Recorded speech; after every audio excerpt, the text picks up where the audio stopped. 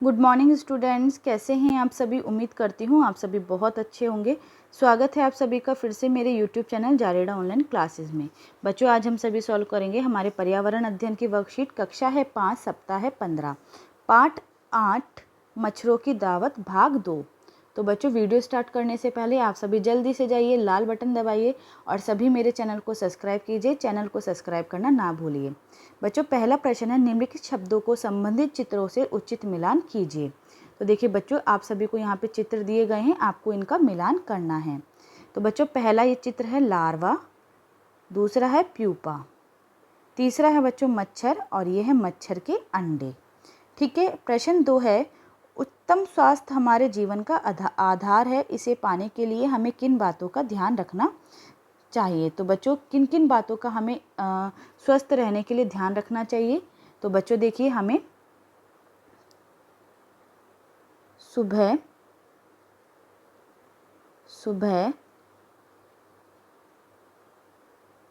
टहलने के लिए जाना चाहिए। ठीक है। व्यायाम एवं योगासन करना चाहिए।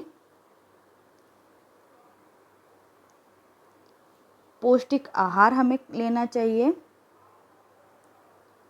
पौष्टिक आहार लेना चाहिए। उचित मात्रा में पानी पीना चाहिए। ठीक है बच्चों, इन सभी से हम क्या कर सकते हैं, अपने आप को स्वस्थ रख सकते हैं। अगला प्रश्न 3 है बच्चों, निम्नलिखित कथनों में से सही पर सही और गलत पर गलत का चिन्ह लगाइए। हमें सप्ताह में कम से कम एक बार कूलर का पानी निकालकर कूलर को अच्छी तरह सुखाना चाहिए। बिल्कुल सही। मच्छरों की रोकथाम के लिए पानी में मछलियाँ डाली जाती है। बिल्कुल सही। डेंगू और चिकनगुनिया मच्छरों के काटने से नहीं होता है। बच्चों, ये गलत है। मच्छरों के काटने से ये बीमारियां फैलती है। खून में हीमोग्लोबिन होता है। बिल्कुल सही। अगला प्रश्न 4, ये आरती की हीमोग्लोबिन की जांच रिपोर्ट है। इस रिपोर्ट को ध्यानपूर्वक देखिए और निम्नलिखित प्रश्नों के उत्तर दीजिए। अब देखिए बच्चों, यहाँ हमें बोला गया है कि ये एक रिपोर्ट है। अब देखिए इसमें हमें क्या दिया गया है, आरती की रक्त या खून में हीमोग्लोबिन की मात्रा कितनी है। तो देखिए बच्चों, उसकी मात्रा कितनी है, 8। ठीक है, 8 GM/DL। अगला है बच्चों, एक स्वस्थ व्यक्ति में हीमोग्लोबिन की नॉर्मल रेंज सामान्यतः कितनी होनी चाहिए। बच्चों, एक व्यक्ति में जो हीमोग्लोबिन है उसकी मात्रा कितनी होनी चाहिए।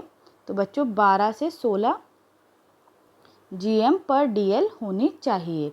आरती किस रोग से ग्रस्त है। तो बच्चों, उसको खून की कमी है, तो इसमें अनीमिया उसको बीमारी रोग है। इस रोग के दूर करने के लिए भोजन में कौन कौन से खाद्य पदार्थों को शामिल किया जाना चाहिए। तो बच्चों, इस रोग से बचने के लिए हमें खाने में दाल, हरी पत्तेदार सब्जियां, सेब, अमरूद, ये सभी शामिल करने चाहिए। तो यहाँ लिखेंगे दाल, हरी पत्तेदार सब्जियां, सेब, अमरूद, मेवे, गुड़,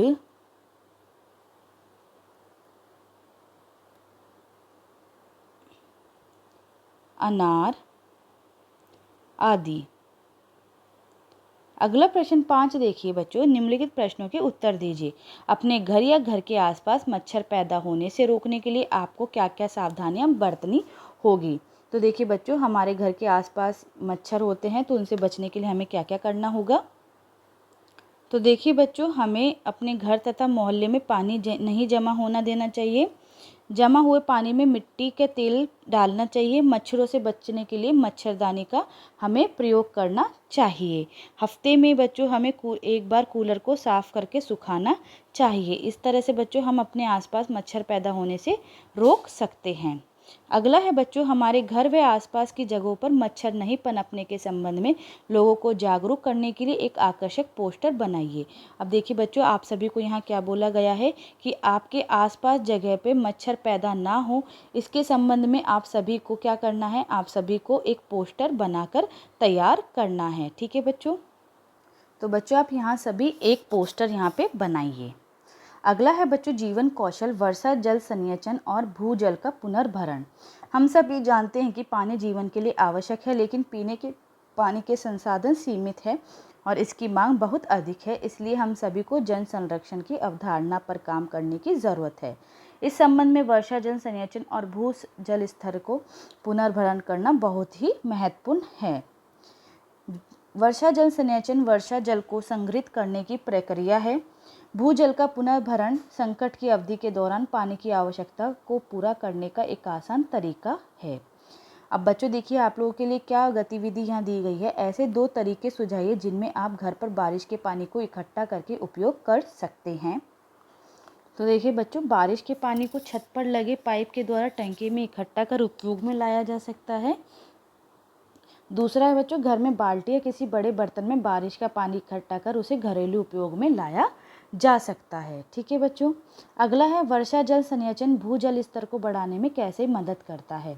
तो देखिए बच्चों, वर्षा के जल को भूमि पर जिस भी स्थान पर एकत्रित किया जाता है, उस जल में से धीरे धीरे कुछ जल भूमि में रिस जाता है, चले जाता है, जो कि भूमि के जल स्तर को बढ़ाने में मदद करता है। अगला है बच्चों प्रश्न 3, जल ही जीवन है विषय पर एक पोस्टर बनाइए। बच्चों, जल ही जीवन है इस विषय पर आप सभी को एक पोस्टर बनाना है। संस्कारशाला, छोटी छोटी पर बड़ी बातें।